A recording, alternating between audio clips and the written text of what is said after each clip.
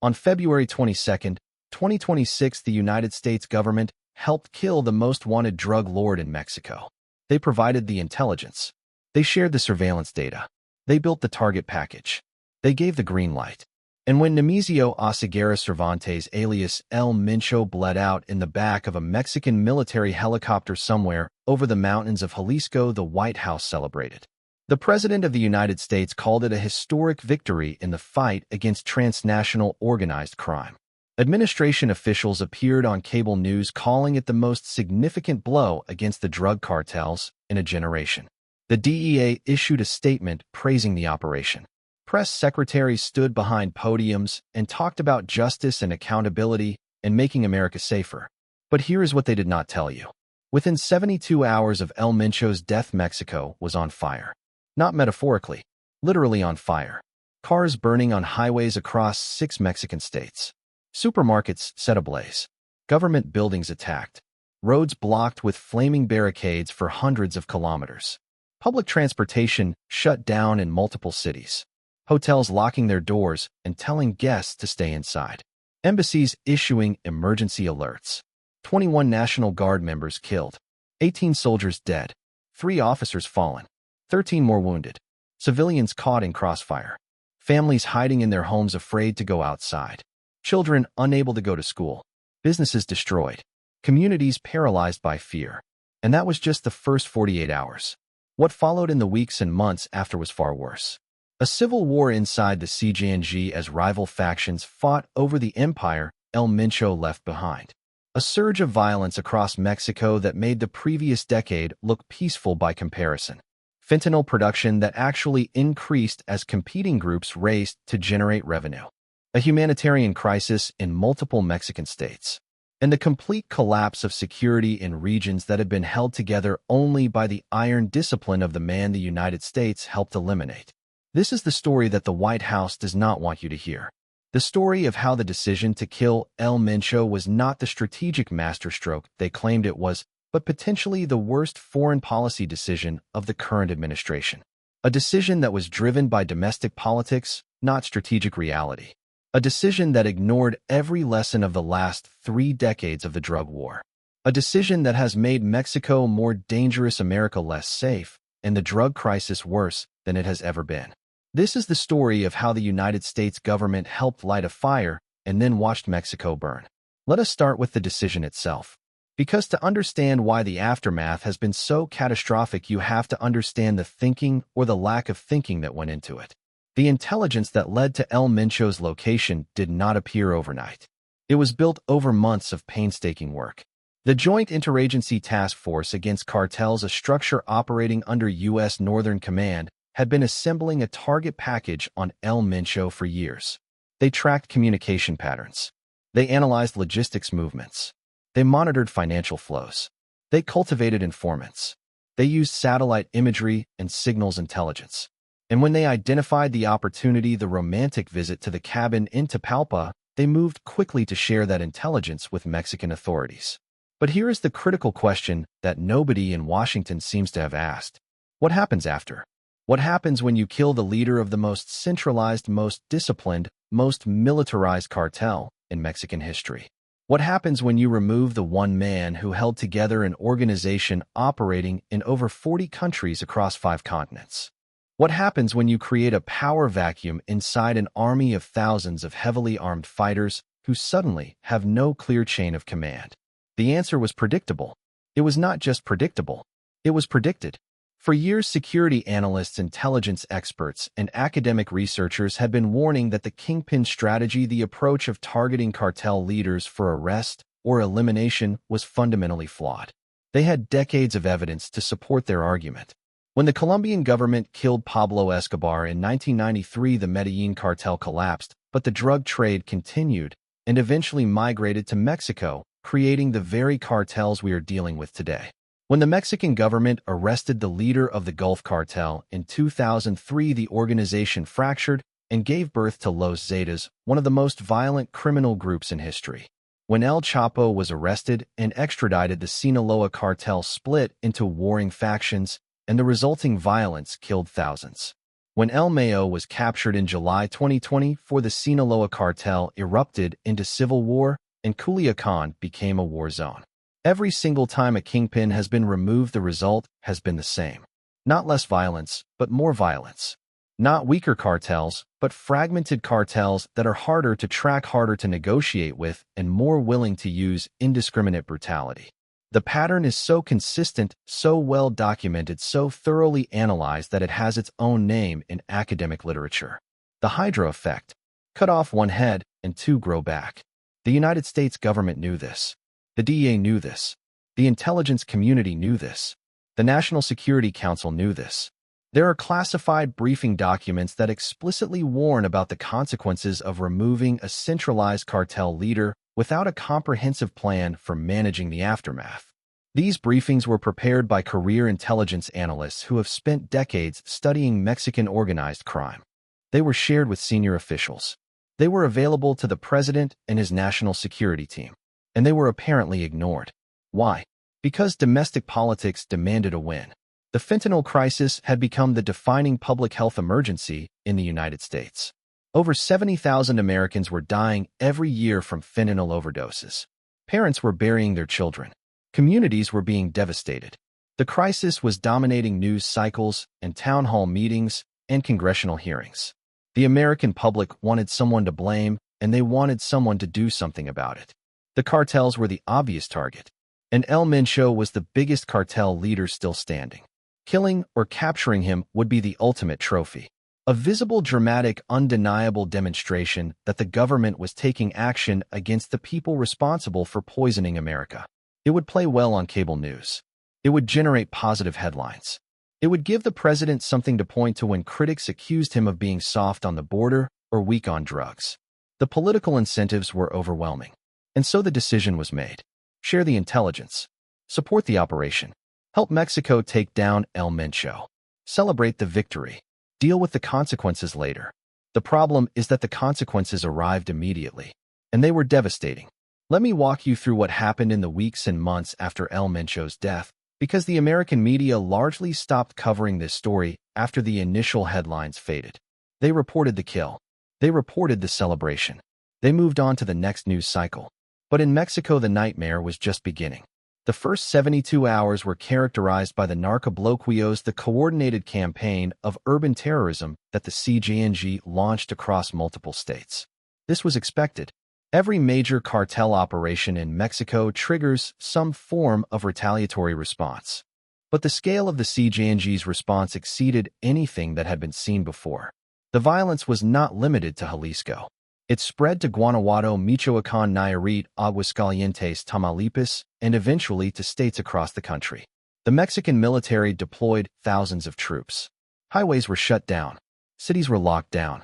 The economic cost of just those first 72 hours was estimated in the hundreds of millions of dollars. But that was just the beginning. Within 2 weeks, the real crisis emerged. The CJNG began to fragment. El Mencho had run the organization as a centralized autocracy. Every major decision flowed through him. Every regional commander answered to him directly. There was no succession plan. There was no established process for transferring power. There was no second-in-command who had the authority or the respect to simply step into El Mencho's role. For rival factions emerged almost immediately. The family faction led by El Mencho's stepson, El03. The operational faction led by El Jardinero, the Michoacán faction led by El Tío, and the military faction led by La R. These four groups had coexisted peacefully under El Mencho's authority because none of them had the power to challenge him. But with El Mencho gone, there was nothing to prevent them from turning on each other. And that is exactly what happened. The first reports of inter-faction violence emerged within 10 days of El Mencho's death. Gunfights between CJNG cells in Jalisco, assassinations of mid-level commanders in Guanajuato, ambushes on the highways of Michoacán, bodies appearing in public places with messages warning rival factions to stay out of contested territory. The violence escalated rapidly.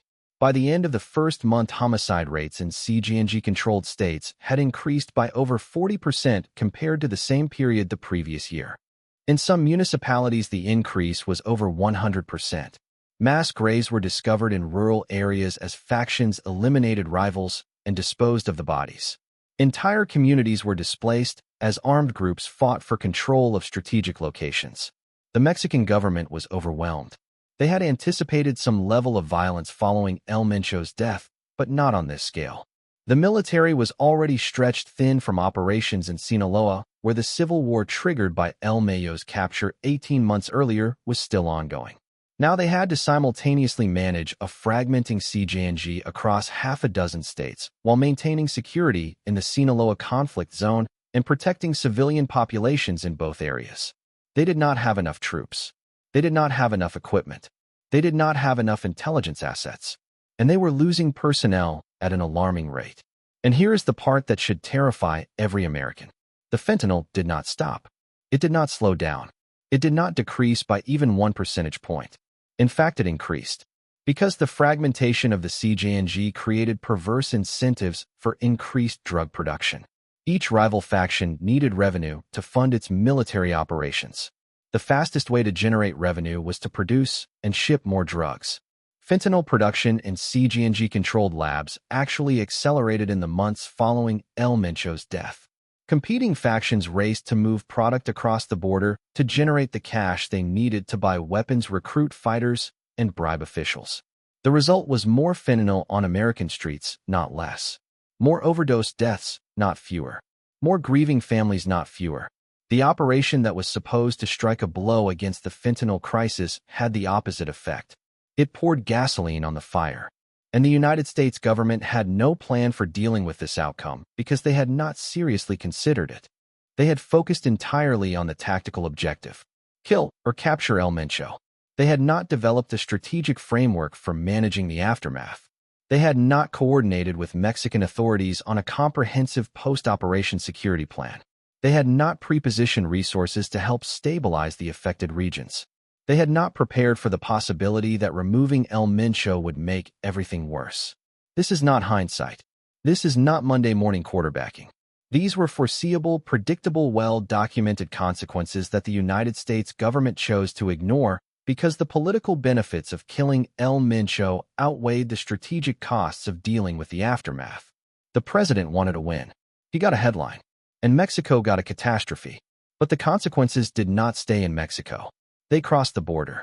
As the CJNG fragmented and rival factions fought for control, the violence began spilling into American border communities. El Paso, Laredo, McAllen, Brownsville, San Diego, and Nogales all experienced increases in drug-related violence in the months following El Mencho's death. Stray bullets from gun battles on the Mexican side struck buildings and vehicles on the American side. Cross-border kidnappings increased as rival factions targeted each other's operatives and associates who had fled to the United States. Drug seizures at the border increased dramatically, but so did the amount of fentanyl getting through. Customs and Border Protection agents reported that the fragmentation of the CJNG had made smuggling patterns more unpredictable. Under El Mencho, there had been established routes and methods that agencies could monitor and intercept.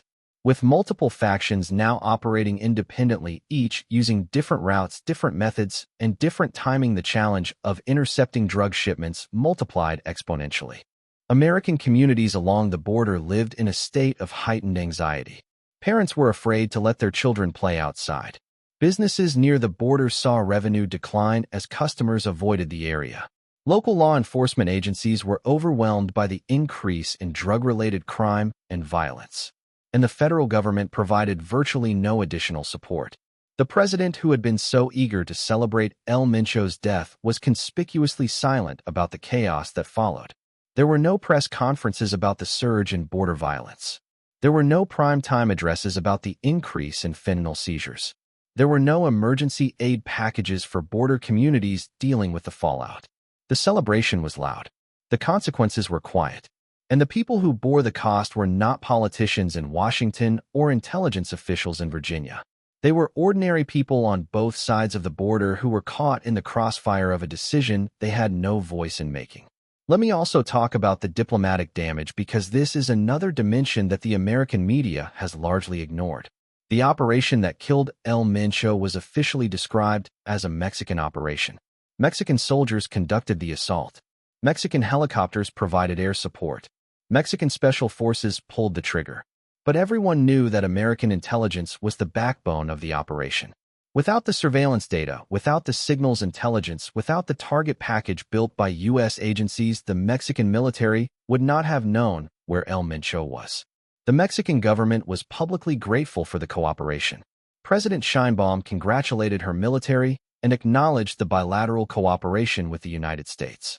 But behind closed doors, the relationship was far more complicated. Senior Mexican officials were furious about the aftermath. They felt that the United States had pushed for an operation without adequately considering the consequences for Mexico. They pointed out that American agencies had provided the intelligence, but it was Mexican soldiers who died in the operation and Mexican citizens who suffered in the aftermath. They argued that the United States bore responsibility for helping create a crisis that Mexico was now struggling to manage alone. The diplomatic tension was made worse by the fact that the operation occurred during a period of already strained relations between the two countries. Disputes over trade, immigration, and border security had created significant friction. The perception that the United States had prioritized a domestic political win over the stability of its southern neighbor deepened the mistrust. Mexican officials began to question whether future intelligence sharing with the United States was in Mexico's best interest.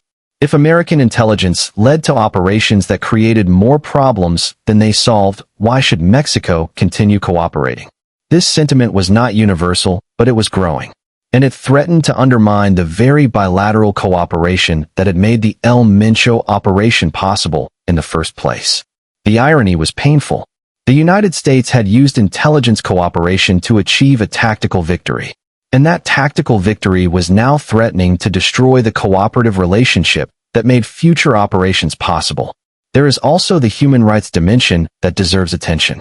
In the weeks and months following El Mencho's death, the Mexican military conducted aggressive operations across CJNG-controlled territory. These operations were intended to prevent the fragmentation of the cartel from spiraling into uncontrolled violence. But in practice, they often resulted in human rights abuses. Reports emerged of extrajudicial killings by security forces, arbitrary detentions, excessive use of force during raids, destruction of civilian property, displacement of communities. International human rights organizations documented cases in which military operations conducted in the name of restoring order resulted in violations of the rights of the very civilians they were supposed to protect. These abuses were not caused directly by the United States, but they were a foreseeable consequence of the instability that the El Mencho operation triggered. When you create chaos in a country with a history of human rights problems, the security forces tasked with restoring order will inevitably commit abuses. That is not speculation. That is historical pattern. And the United States government bears some responsibility for helping create the conditions in which those abuses occurred. So let us step back and look at the bigger picture. What has the death of El Mencho actually accomplished? Has it reduced drug trafficking? No. Fentanyl production and smuggling have increased since his death. Has it reduced violence in Mexico? No. Homicide rates have surged across multiple states as rival factions fight for control of the CJNG's former territory. Has it made the border safer? No. Violence in border communities has increased, and drug seizures suggest that more product is crossing the border, not less. Has it weakened organized crime in Mexico? Arguably no. The CJNG has fragmented into multiple organizations that are collectively more difficult to monitor, track, and combat than the single unified organization that existed under El Mencho. Has it improved the U.S.-Mexico relationship? No. Diplomatic tensions have increased and trust between the two governments has been damaged. Has it made America safer? By every measurable metric, no. More drugs are reaching American streets. More Americans are dying of overdoses. More violence is occurring in border communities, and the intelligence cooperation that made future operations possible has been compromised. The only thing the death of El Mencho accomplished was generating a few days of positive headlines for an administration that needed a political win. That is not a strategic victory. That is a press release masquerading as policy. The fundamental problem is that the United States government continues to treat the drug war as a law enforcement and military problem when it is fundamentally an economic and public health problem. As long as there is demand for drugs in the United States, there will be supply from Mexico. As long as the profit margins in drug trafficking are astronomical, there will be people willing to risk their lives to earn those profits. As long as poverty and lack of opportunity persist in drug-producing regions of Mexico, there will be an endless supply of recruits for criminal organizations. Killing cartel leaders does not change any of these underlying dynamics. It does not reduce demand. It does not reduce profit margins. It does not create economic alternatives. It does not address addiction. It does not fix the broken communities on either side of the border. What it does is create chaos. It fragments organizations. It triggers succession wars. It increases violence. It makes the drug trade harder to monitor and harder to manage. And it costs lives. Mexican lives. American lives. The lives of soldiers and police officers and ordinary citizens who get caught in the crossfire of a strategy that has been failing for 3 decades. The death of El Mencho should have been a moment of reckoning. A moment when the United States government acknowledged that the kingpin strategy does not work. A moment when policymakers looked at the evidence and concluded that removing individual leaders without addressing the systemic factors that drive the drug trade is not just ineffective but counterproductive. Instead, it was treated as a victory, a trophy, a talking point for cable news and campaign rallies. And the people who are paying the price for that delusion are not the politicians who made the decision or the intelligence officials who provided the data or the press secretaries who celebrated the kill. The people paying the price are the Mexican families hiding in their homes while armed groups battle in their streets. The American families burying their children who died from fentanyl that is now flowing across the border in greater quantities than ever. The border community residents who live in fear of violence that has intensified since the operation. The Mexican soldiers and police officers who are dying every day trying to contain the chaos that the operation helped create. That is the true cost of the decision to kill El Mencho. Not a victory, not a triumph. A catastrophe that was entirely foreseeable, entirely predictable, and entirely avoidable if the people making the decisions had cared more about strategic reality than political optics. The most powerful country on earth used its most sophisticated intelligence capabilities to help kill one man. And in doing so, it made everything worse. That is not strength. That is not leadership. That is a failure of strategic thinking on a scale that should concern every American citizen. Because the next cartel leader is already rising. The next crisis is already forming. And the same people who made this decision are still in charge. Still making the same mistakes. Still prioritizing headlines over outcomes. Still celebrating tactical wins while losing the strategic war. The fire that the United States helped light in the mountains of Jalisco is still burning. It has spread across Mexico, and it is reaching across the border. And nobody in Washington seems to have any idea how to put it out. Or maybe they just do not care enough to try. Subscribe for more stories about the decisions that shape our world. Real stories told unfiltered, because the truth behind the policy is always more important than the policy itself. See you soon. Muy